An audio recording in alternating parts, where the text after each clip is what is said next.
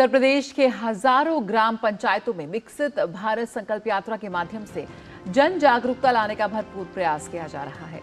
रायबरेली, सुल्तानपुर में लाभार्थियों ने मेरी कहानी मेरी जुबानी के माध्यम से बताया कि सरकारी योजनाओं की वजह से जिंदगी आसान होती जा रही है।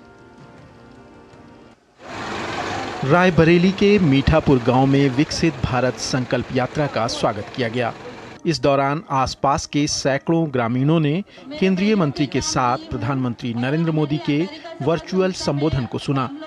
इस मौके पर लाभार्थियों को प्रमाण पत्र देकर सम्मानित किया गया। कार्यक्रम के दौरान सरकारी योजनाओं का लाभ पा चुके लाभार्थियों ने मेरी कहानी मेरी जुबानी पहल के माध्यम से अपने अनुभव साझा किए। हमारे समूह की बहनें सब 1, 2 से 3 आजीविका कर रही हैं, हम भी किए हैं।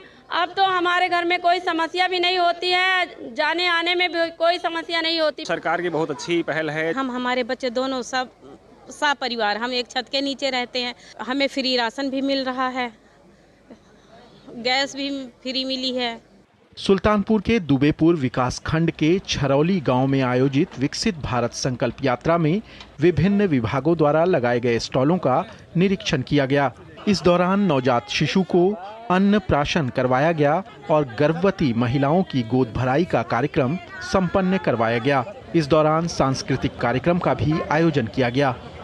पूरे देश के उत्तर प्रदेश में 65,000 से ज्यादा ग्राम पंचायतों में माननीय मुख्यमंत्री योगी आदित्यनाथ जी के नेतृत्व में विकसित भारत यात्रा हमारे प्रधानमंत्री जी ने प्रारंभ की है।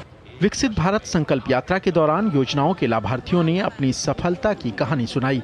हमारे समूह में जब आरएफ का पैसा आया 15,000, तो उससे हम ऋण ले करके अपना सिलाई कढ़ाई का ट्रेनिंग लिए, प्रशिक्षण, और 5,000 में हम सिलाई मशीन खरीदे।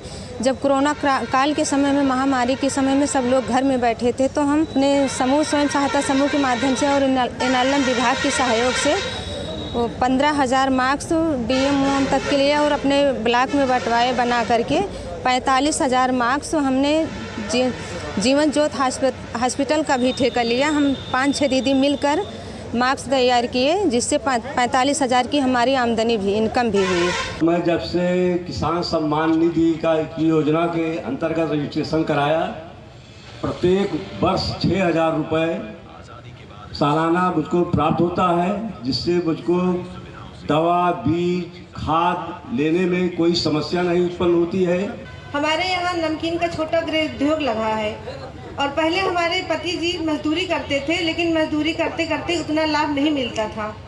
फिर हमारे श्रीवास्तव सर जी पहले थे, श्री अशोक श्रीवास्तव जी, उन्होंने हमें समूह से जोड़ा सन 2008 में।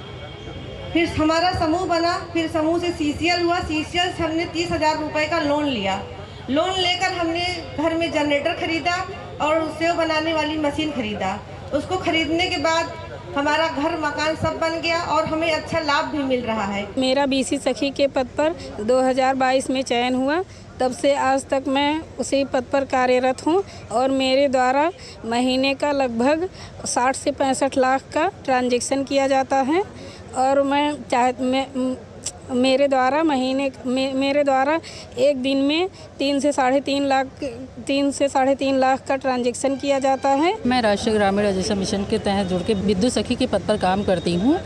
वहीं उत्तर प्रदेश के उप मुख्यमंत्री केशव प्रसाद मौर्य ने सोनभद्र के सर्किट हाउस में विकसित भारत संकल्प यात्रा को लेकर कार्यकर्ताओं और अधिकारियों के साथ समीक्षा बैठक की।